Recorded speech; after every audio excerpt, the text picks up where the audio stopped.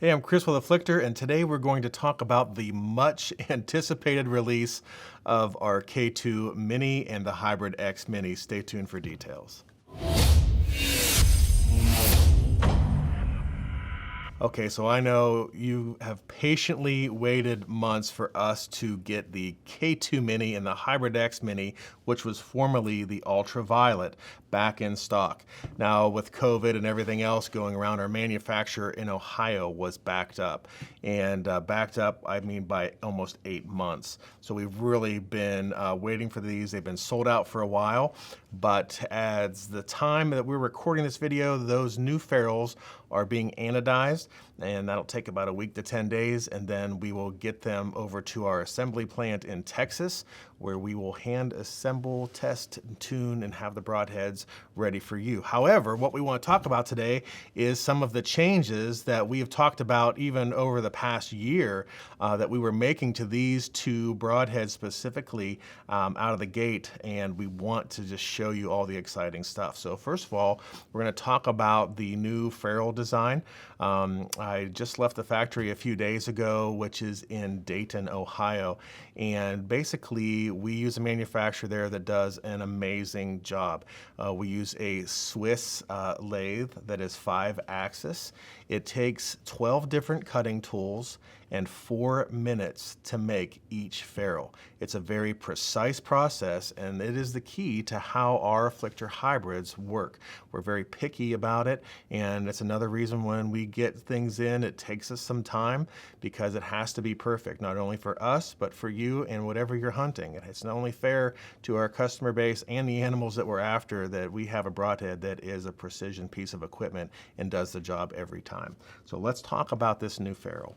So first of all, this is what all ferrules look like when they come off of the Swiss lathe. It's just a nice one piece, but you can see there's a lot that goes on here. I mean, 12 different tools have worked this for 4 minutes to make this one ferrule. And as you can see, there's a little bit of change in this ferrule, but not a whole lot. By looking at it, can you really tell? I mean, it still has an anchor point for the tip, still has a drive key slot, still has a collar here that will accept our new tungsten weighted collar system. So what's the big deal? Well, we kind of have to look at the assembled broadhead to be able to tell. Now, this is the Hybrid X Mini right here. And again, this was formerly the Ultraviolet. So when this goes to anodizing, it'll have a purple ferrule. And of course, the K2 Minis will have the green ferrule. So they are the same broadhead as far as 1.5" cut, same size, same dimensions. It is the tips that separate them from the K2 platform and the EXT platform. But when we look at this ferrule, we can see immediately that we have a little bit of a bigger hole here at the tip. And that's because we have totally changed the bolt system that we are using on our tips to make it even stronger. So before we had 2 screws, one on each side, and that anchored our tip into our ferrule, and that is where our blades pivot and are anchored as well.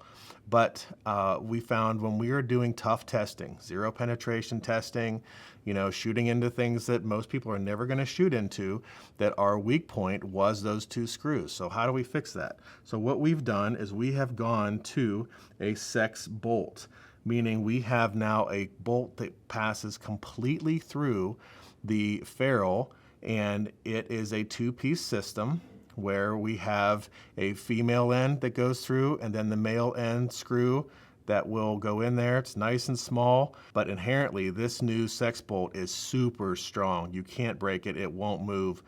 So we're really excited about that first change.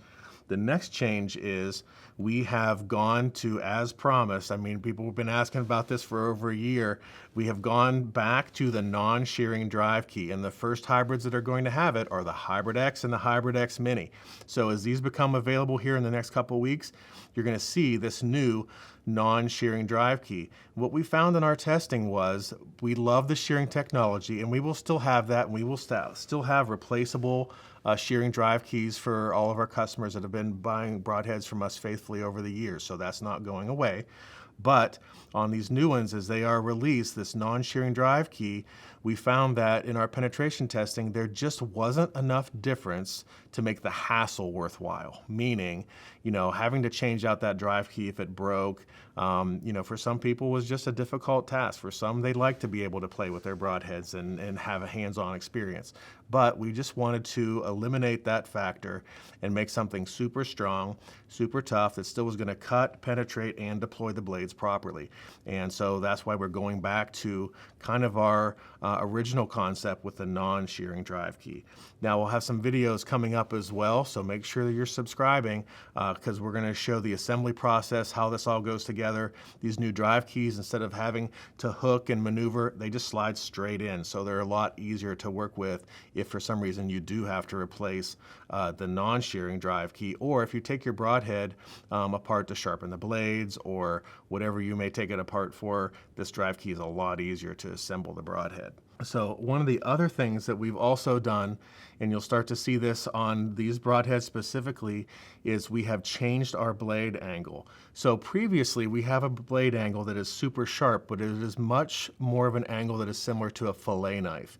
And that does a great job cutting, penetrating, it does what it's supposed to do, but having that real steep angle, it is prone to roll over. And so we wanted to go with a more durable edge that was still just as sharp. So we have changed our blade angle ever so slightly to make it so it will be much more durable than the blades we previously had on this platform. So we're really excited about being able to show you these changes.